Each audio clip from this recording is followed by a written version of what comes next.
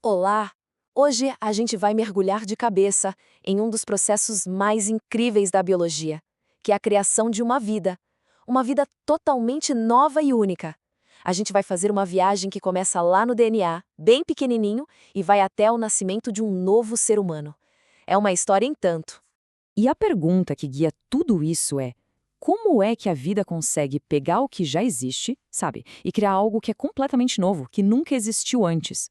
A resposta para isso, bom, ela está toda escondida num processo genético que é simplesmente fascinante. Então, vamos lá. Para entender essa história toda, a gente pode pensar como se fosse uma receita. E como em toda receita, antes de mais nada, a gente precisa conhecer os ingredientes. Nesse caso, são os ingredientes que compõem a nossa receita genética. É que a reprodução humana vai muito além de um evento físico, sabe? É um processo genético super complexo, quase como se a natureza tivesse um plano. E o plano não é só continuar a espécie, não. O grande objetivo é garantir que cada novo indivíduo seja uma combinação genética que nunca, jamais se repetiu. Ok, então agora vamos ver como esses ingredientes são preparados. Porque para criar algo novo, a receita genética original, o manual completo precisa ser dividido. E não é de qualquer jeito, não. É de um jeito bem específico e muito importante. Basicamente, a gente tem dois tipos de células no corpo. A maioria delas, que são chamadas de diploides, tem o pacote completo de instruções genéticas. Mas as células reprodutivas, os gametas, elas são diferentes, elas são especiais. Elas são o que a gente chama de haploides. E o que isso quer dizer? Quer dizer que elas carregam exatamente a metade das instruções. E acredite, essa metade é a chave para tudo que vem depois. 46. Esse é o número. É a quantidade total de cromossomos que a gente encontra na maioria das nossas células. É o nosso manual de instruções genético completo, digamos assim. E agora, 23. Aqui está o pulo do gato. Através de um processo chamado meiose, o corpo cria as células reprodutivas com exatamente metade daquele número, 23 cromossomos.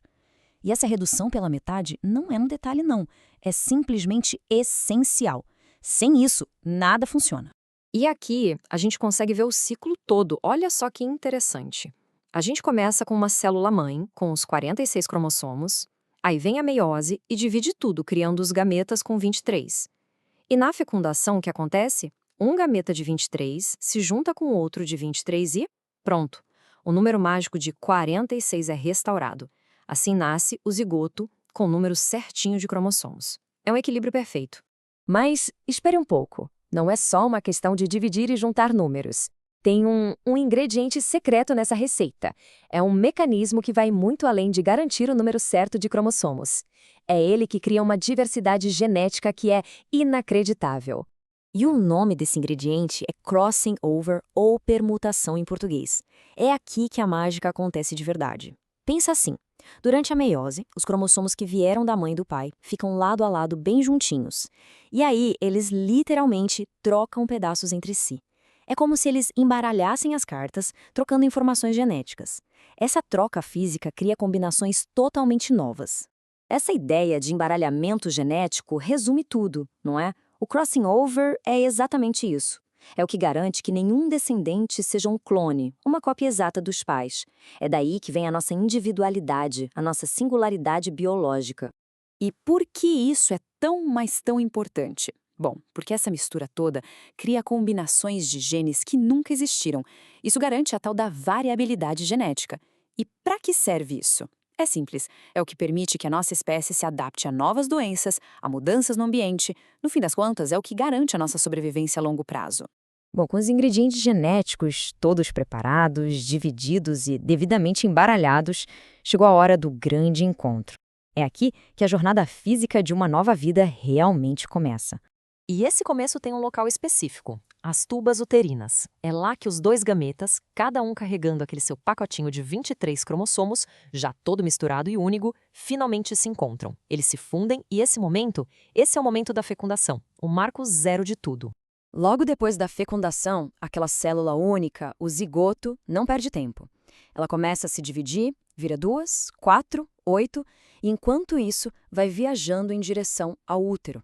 Quando chega lá, ela precisa se ancorar, se fixar na parede do útero. Esse processo tem um nome, é a nidação. E é a partir daí que a gravidez oficialmente começa. E então, começa a maratona.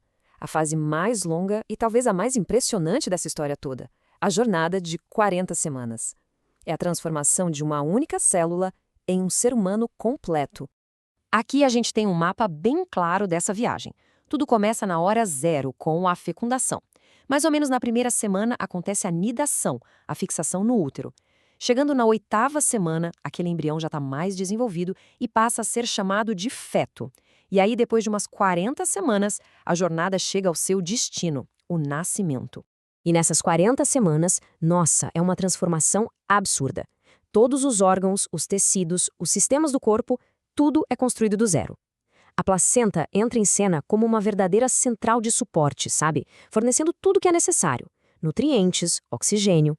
Enquanto isso, o embrião se desenvolve até virar um feto, e o corpo todo se prepara para o grande final, que é o parto.